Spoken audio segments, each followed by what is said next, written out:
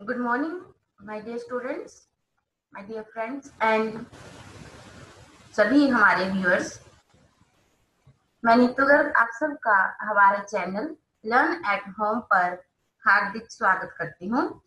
आज हम पढ़ेंगे क्लास 10 के अंतर्गत लेसन नंबर 2 वन और वन्यजीव संसाधन का भाग 2। पिछले भाग में हमने जो था वन और वन्य जीवन के बारे में बहुत कुछ जाना, जैसे कि उनकी श्रेणियां, अलग अलग प्रकार की दुर्लभ, संकटग्रस्त, लुप्त होने वाली, और इसके अलावा क्या कारण है जिसकी वजह से आज वन्य प्राणी और जीव जंतु जो हैं हमारे अर्थ से, हमारे ग्रह से कम होते जा रहे हैं, और उसके सामाजिक प्रभाव। आज हम इसके अंतर्गत, क्योंकि बहुत ही छोटा सा लेसन है ये, तो इसीलिए छोटा सा ही लेसन है, 2 ही भाग में खत्म हो जाएगा और जल्दी। आज हम पढ़ेंगे कि वन और वन्य जीव संसाधन के अंतर्गत भारतीय वन्य जीवन या भारतीय वन्य जीवन रक्षण अधिनियम 1972, 1960 और 1970 के दशकों में पर्यावरण संरक्षकों ने, अर्थात जो पर्यावरण को बचाना चाहते थे, ने वन्य जीवन की रक्षा के लिए नए कानून बनाने की मांग की, ताकि वन्य जीव और जंतु और पेड़ पौधों को बचाया जा सके। उनकी मांगों को मानते हुए सरकार ने भारतीय वन्य जीवन रक्षण अधिनियम 1972 लागू किया। बिल्कुल याद रखना है कि भारतीय वन्य जीवन रक्षण अधिनियम 1972, इस नियम के तहत, इस अधिनियम के तहत कुछ नियम लागू किए गए। वो नियम क्या थे? सबसे पहले, इस अधिनियम के तहत संरक्षित प्रजातियों की एक अखिल भारतीय सूची तैयार की गई, अर्थात ये बताया गया कि कौन कौन सी प्रजातियों को भारत सरकार रक्षण देगी। बची हुई संकटग्रस्त, वैसे तो बहुत सारी संकटग्रस्त में, लेकिन जो बच गई हैं उनके शिकार पर पाबंदी लगा दी गई। क्या किया गया कि जो संकटग्रस्त जातियां थी और जो बच गई थी, उनके शिकार पर जो था पाबंदी लगा दी गई। और इसके अलावा ये भी कहा गया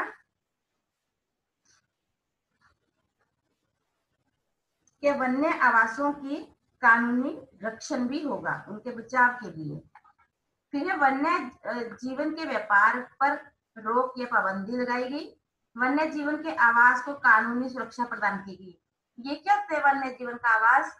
जो जीवों के घर हैं, अर्थात उनके जंगल या वो जिस स्थान पर रहते हैं, उसे कानूनी सुरक्षा दी गई कि कोई उसे खत्म करके अपने घर में, अपनी फैक्ट्री में या अपने उद्योगों में शामिल ना कर ले। ठीक है ना? कानूनी सुरक्षा का मतलब यही है कि जहाँ वन्य जीव रहते हैं, जिस जगह पर रहते हैं, जिस वातावरण में, माहौल में रहते हैं, उसे कानूनी सुरक्षा दी गई ताकि इनसे कोई चीज छीन ना ले।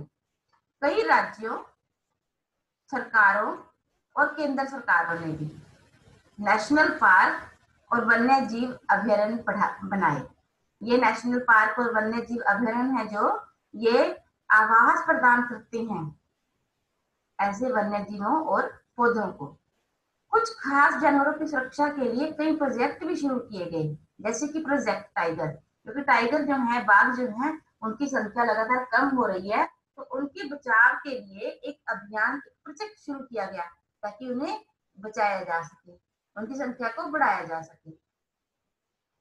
केंद्रीय सरकार ने कई परियोजनाओं की भी घोषणा की, जिसका उद्देश्य था कि गंभीर खतरे में पड़े जीवों को रक्षण प्रदान किया जाए, अर्थात जो जानवर, जो पेड़ पौधे जो है गंभीर खतरे में है, लुप्त हो सकते हैं, ऐसे जीवों को रक्षण दिए ताकि उनकी संख्या बढ़ सके। इनमें बाघ, एक सींग वाला गैंडा, कश्मीरी हिरण तथा हंगुर आदि शामिल है। इसके अलावा इसमें कुछ खास प्रकार के मगरमच्छ, क्योंकि मगरमच्छ 3 प्रकार के होते हैं: स्वच्छ जल मगरमच्छ जो साफ पानी में मिलता है, लवणीय जल मगरमच्छ जो नमक वाले पानी में मिलता है, और घड़ियाल, ये भी एक मगरमच्छ की टाइप है। पेपर में अक्सर एक क्वेश्चन आता है, घड़ियाल क्या है? ऑप्शंस होती हैं, साथ में होता है मगरमच्छ। हम सोचते हैं मगरमच्छ तो है नहीं, मगरमच्छ तो मगरमच्छ ही होता है, तो नहीं, ये भी एक मगरमच्छ की टाइप है। उसके बाद है भारतीय हाथी, काला हिरन, चिंकारा। चिंकारा भी क्या होता है? चिंकारा भी हिरन ही होता है। हिम तेंदुआ, वो तेंदुआ जो बर्फों में मिलता है। चिंकारा हिरन की तो पीछे से कई साल पहले ना एक कलाकार के द्वारा मार दिए जाने की वजह से भी काफी प्रॉब्लम आई थी कि शिकार पर भी संपूर्ण और आंशिक प्रतिबंध लगाकर इनको रक्षण प्रदान किया, अर्थात सरकार ने कह दिया कि इनका शिकार नहीं करना।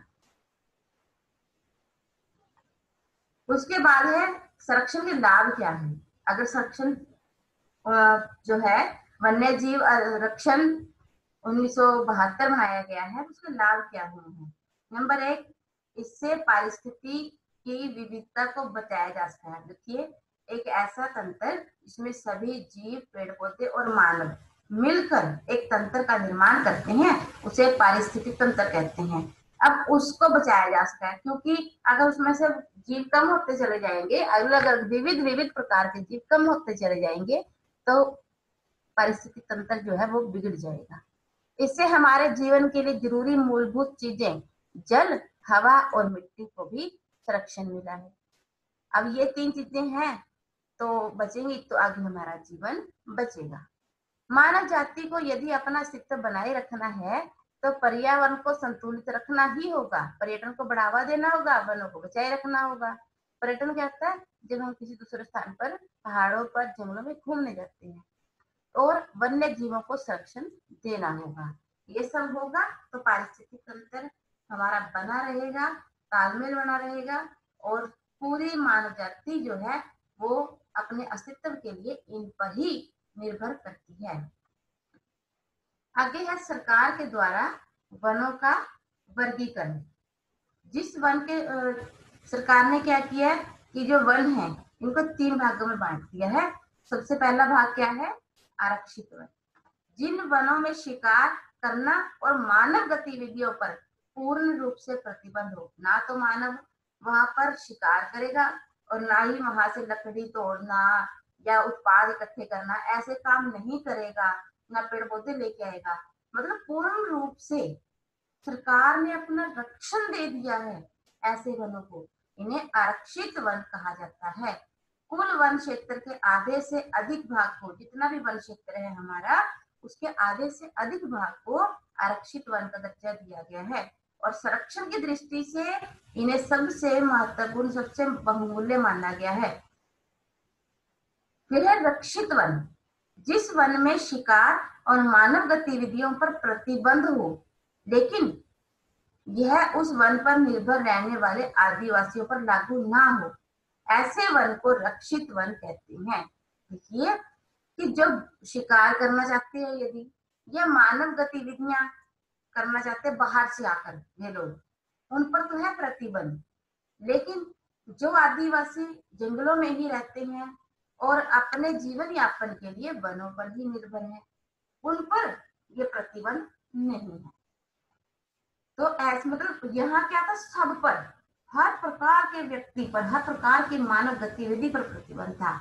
लेकिन रक्षित में वैसे तो प्रतिबंध है, लेकिन आदिवासियों के लिए जो है वो नियम लागू नहीं होता, इसीलिए ये रक्षित वन कहते हैं। इनका तो देखिए आधा से भी अधिक भाग था, जबकि इनका जो है कुल वनों के अंतर्गत जो क्षेत्रफल है उसमें 1/3 हिस्सा है। रक्षित वनों को आगे होने वाले नुकसान से बचाया जाता है, अर्थात ये वो वन है कि जितना नुकसान हो गया कोई बात नहीं, आगे नहीं होने देना। ठीक है। तीसरी प्रकार है अवर्गीकृत वन। जो वन अपने ऊपर की 2 श्रेणियों में नहीं आते, लेकिन वनों की कैटेगरी में आते हैं, ना तो आरक्षित में आते ना रक्षित में आते, लेकिन फिर भी वनों की कैटेगरी में आते हैं, ऐसे वनों को अवर्गीकृत वन कहा जाता है। अब है संरक्षण की एक नई परिभाषा। देखिए हमने देखा कि सरकार ने अधिनियम बनाया, सरकार ने वनों का वर्गीकरण किया, ठीक, लेकिन संरक्षण यानी संरक्षण तो कोई भी कर सकता है, जंगलों का संरक्षण तो कोई भी कर सकता है, वनों का संरक्षण तो कोई भी कर सकता है। क्या कुछ ऐसा हुआ? बिल्कुल हुआ। जैव विविधता को बढ़ावा देने के लिए संरक्षण की एक नई ही प्रकार, नई ही परिपाटी हमारे सामने आई। क्या? कि कुछ गिने चुने कारकों पर ध्यान देने के लिए किसी विशेष पर ध्यान देना है, पूरी जैव विविधता पर ध्यान दिया जाता है कि नहीं, पूरा पारिस्थितिक तंत्र बचाओ, एक आधा नहीं, सारे बचाओ, सारे जीव बचाओ, सारे पेड़ पौधे बचाओ। इसका असर ये हुआ कि अब ना केवल बड़े स्तनधारियों पर, बड़े स्तनधारियों में कौन आ सकते हैं बताइए? बड़े स्तनधारियों में हाथी जैसे जीव आएंगे, ना सिर्फ उन पर ध्यान दिया जाता है बल्कि कीटों पर भी ध्यान दिया जाता है, कीट पतंगों पर भी, क्योंकि चाहे उनका हमें कोई लाभ हो ना हो, लेकिन वे भी हमारी पारिस्थितिक तंत्र का हिस्सा है। इवन के सांप भी हमारे पारिस्थितिक तंत्र का हिस्सा है, और जैव विविधता बचाने के लिए जरूरी है इन सबको बचाया जाए।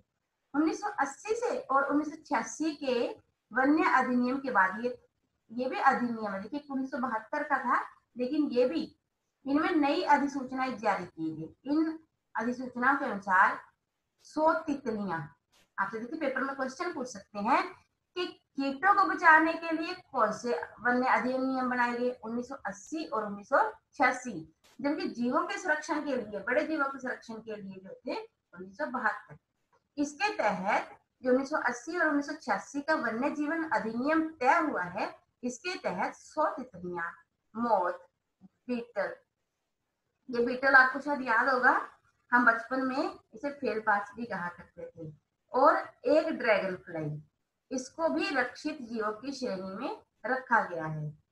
और 1991 में इस लिस्ट में पादप की भी, पादप मतलब क्या होता है, पौधों की भी 6 प्रजातियों को शामिल किया गया कि हम सब और सरकार जो है मिलकर इन 6 प्रजातियों का भी रक्षण करेगी।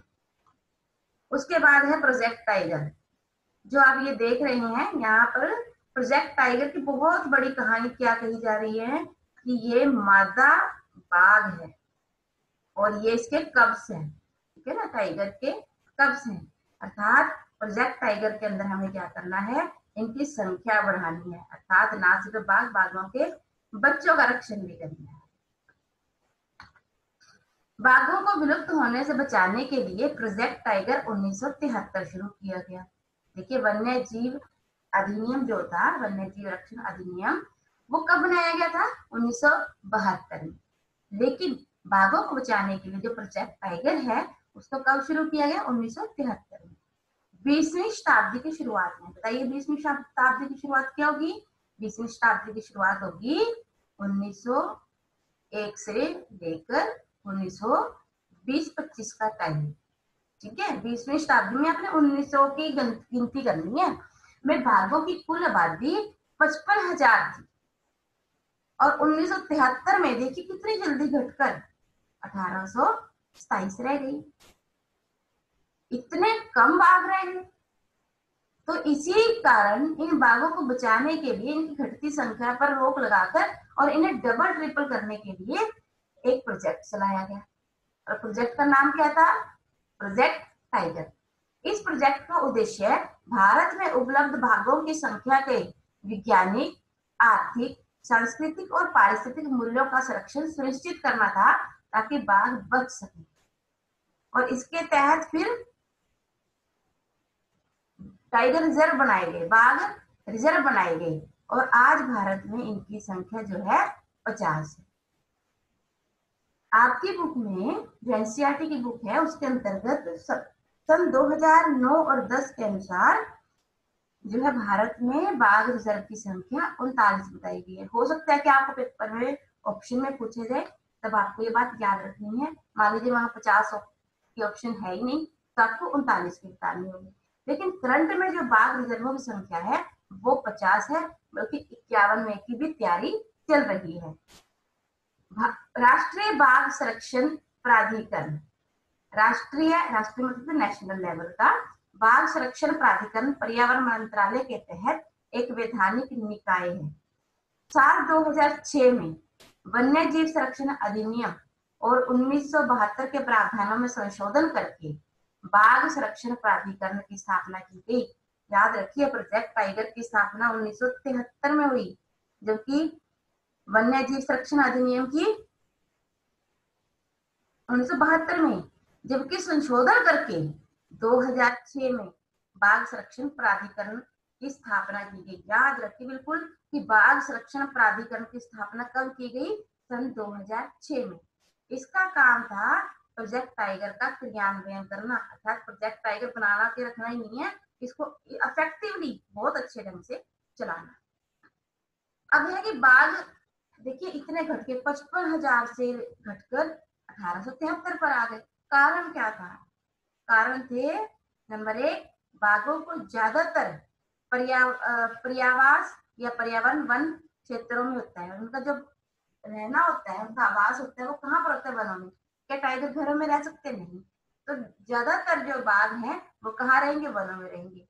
लेकिन मौजूदा वक्त में जंगलों की अंधाधुंध कटाई के कारण हमने अपने इमारती लकड़ी प्राप्त करने के लिए, उद्योगों के लिए, कृषि के चलते अपने पेड़ों को काटना शुरू कर दिया है, और ये कटाई बिना सोचे विचारे अंधाधुंध हो गई है, जिसकी वजह से बाघों के पर्यावास पर, उनके रहने पर, उनके आवास पर बहुत बुरा प्रभाव पड़ा है।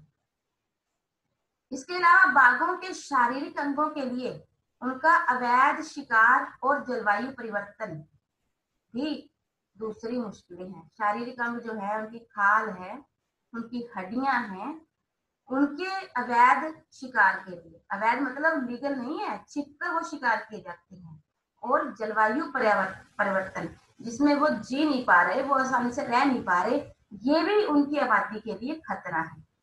तीसरा है बाघों के पर्यावास में वाले इलाके में इंसानी आबादी का दखल अंदाजी इतनी अधिक हो गई है कि वे अनकंफर्टेबल फील करते हैं और वहां के हालात बिगड़ते चले गए, और ये चुनौती तो आज भी बनी हुई है।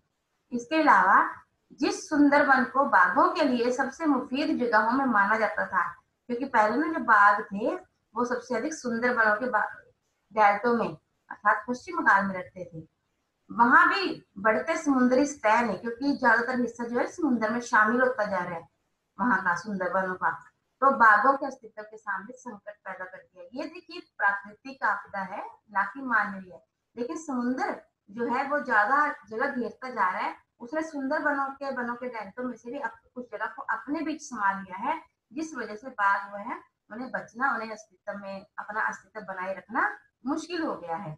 इंसान और बाघों के बीच टकरार के इस तरह के और भी कारण हैं। हाल ही में पीलीभीत में एक बाघिन ने ग्रामीणों द्वारा, एक बाघिन मतलब जो मादा बाघ है उसकी पीलीभीत में ग्रामीणों ने पीट पीट कर हत्या कर दी। तो इस प्रकार से अगर मानव जो है इतना निर्दयी हो जाएगा और इस प्रकार उनके बीच में टकराव होते चले जाएंगे, तो ये भी बाघों की आबादी के लिए खतरे हैं। गांव में और शहरों में बाघ आते ही क्यों हैं? क्योंकि हमने भी तो उनके घरों को, उनके जंगलों को, उनके पर्यावासों को उनसे छीन लिया है। फिर है कि क्या प्रोजेक्ट टाइगर के अंतर्गत हमें कोई सफलता मिली है? देखिए 1973 में कितने थे? 1827, और 1985 में 4002। देखिए कितनी संख्या बढ़ी। प्रयास किए हैं तो बहुत अच्छी बात है कि सफलता मिली है, और दुगने से भी अधिक जो है हमारे बाघों की संख्या हो गई थी। फिर 1989 में 4334, बड़ी अच्छी बात है, बाघों की संख्या फिर बढ़ती है। लेकिन 1993 में संख्या बहुत ज्यादा घटती है और 3600 रह जाती है, लेकिन फिर भी हमने अपने डबल का टारगेट जो है वो लगभग पूरा कर लिया था। भारत में वर्तमान समय में 50 बाघ रिजर्व है, और जो उनमें से बहुत मुख्य हैं कॉर्बेट नेशनल पार्क, ये ना जिसे जिम कॉर्बेट नेशनल पार्क भी कहते हैं, और ये उत्तराखंड में है। ये भारत का सबसे पहला नेशनल पार्क है। सुंदरबन नेशनल पार्क ये पश्चिम बंगाल में है, ठीक है। और बांधवगढ़ नेशनल पार्क, याद कर लीजिए, पेपर में आ सकता है कि कौन सा नेशनल पार्क कहाँ पर है। ये मध्य प्रदेश में। अब जहां जो यहाँ दिए जाएंगे वो जरूर पूछे जाएंगे। Corbett Uttarakhand, Sundarban Paschim Bengal, Bandhavgarh Madhya Pradesh, Sariska wildlife sanctuary Rajasthan, Manas जो है असम, ये या बहुत याद रखना है, और पेरियार ये केरल में है। पेरियार कहाँ पर है? केरल में है। अब यहाँ पर देखते हैं कि हम कौन कौन से टाइगर रिजर्व ढूंढ पाते हैं। ठीक है, एक तो ये रहा, देखिए कॉर्बेट, सरिस्का कहाँ है, राजस्थान। ठीक, ये ढूंढवा, उसके बाद ये मुकंदरा हिल्स, ये बांधवगढ़ देखिए मध्य प्रदेश, ये सतपुड़ा की पहाड़ियों में।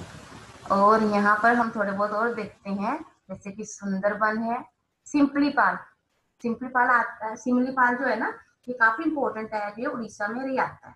ठीक है ना, इसे करना है अच्छे से।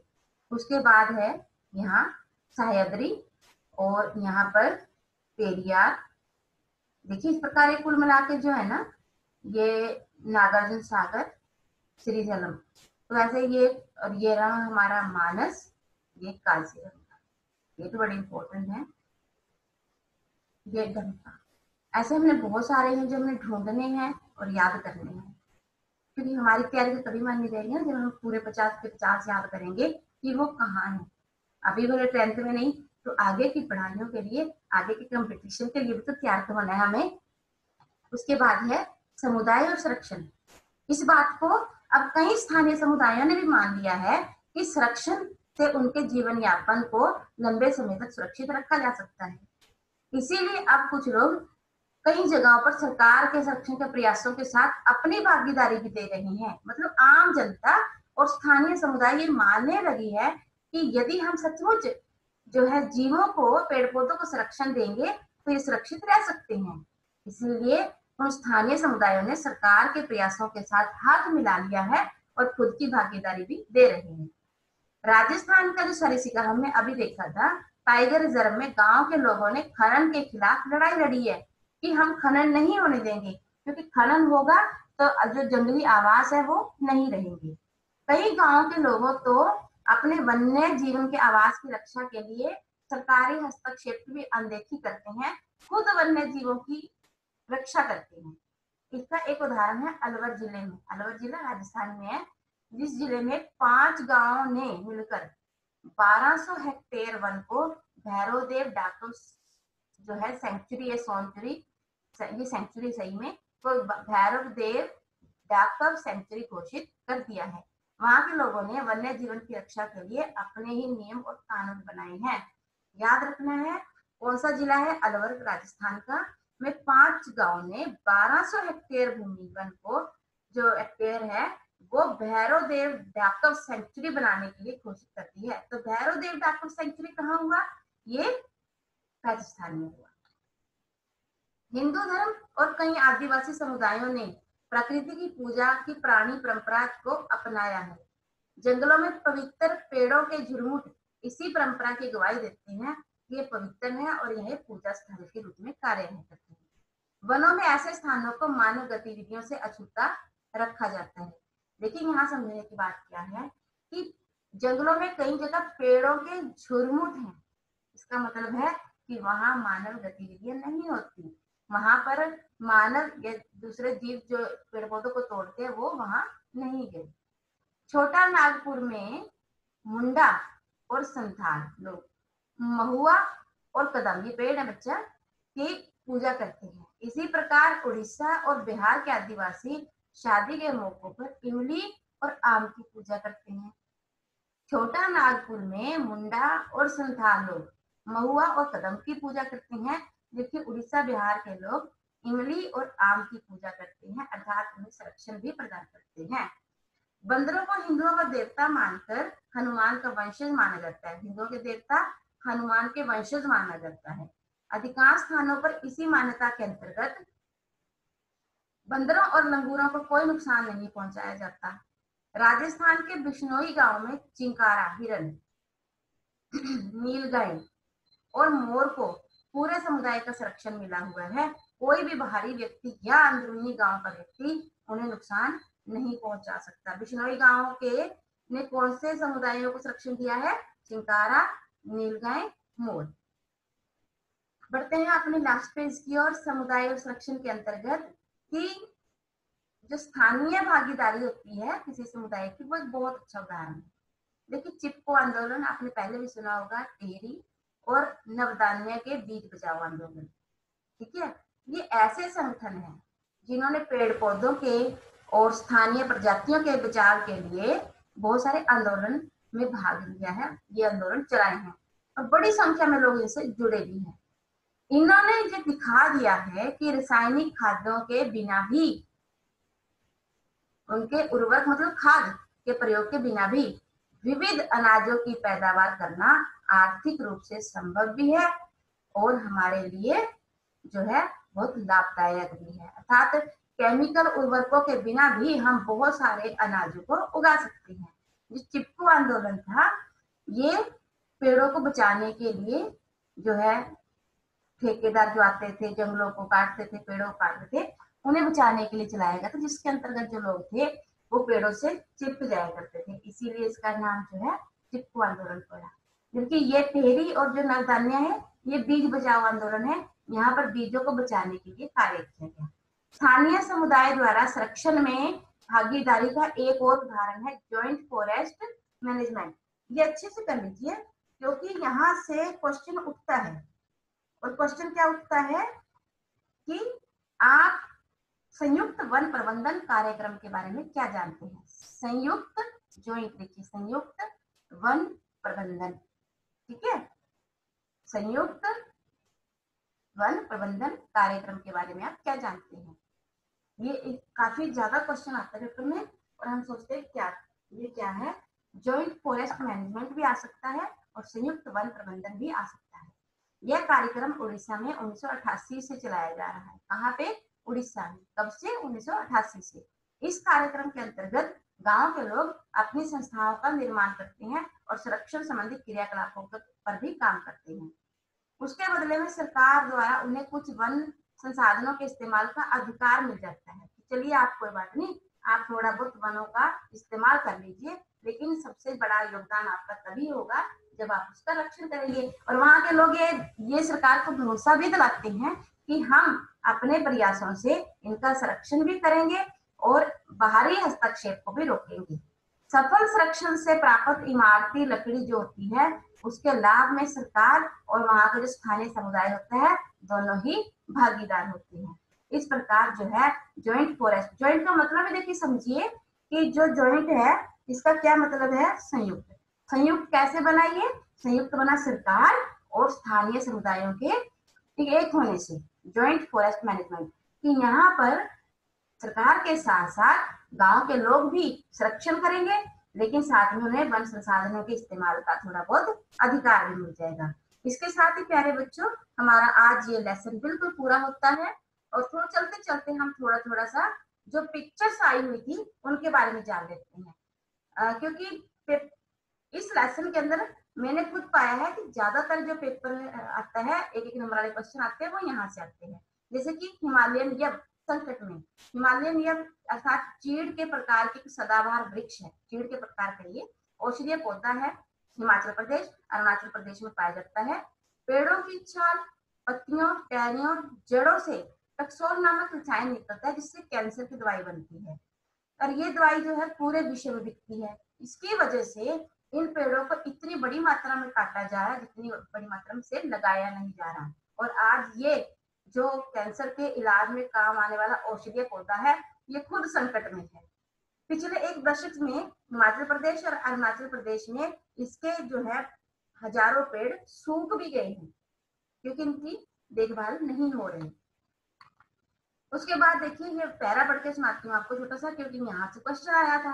नारद मेरे ईश्वर, देवताओं की दुनिया में आप संगीत के जनक हैं। ओ नारद मेरे ईश्वर, मुझे स्वयं को आपको समर्पित करने दें। मुझे आप अपना संगीत झरनों, नदियों, पर्वतों, वनों, कीटों और जानवरों से ग्रहण करने दें। मुझे आप अपना संगीत मधुर समीर से ग्रहण करने दें और हमें इसे आपको ही समर्पित करने दें। स्रोत क्या है? पश्चिम बंगाल के उत्तरी भागों में लेप्चा लोक संगीत। और क्वेश्चन क्या था कि लेप्चा क्या है? सबसे पहले देखिए कि लेप्चा तो एक लोक संगीत है, फिर कहाँ का? पश्चिम बंगाल, ठीक है।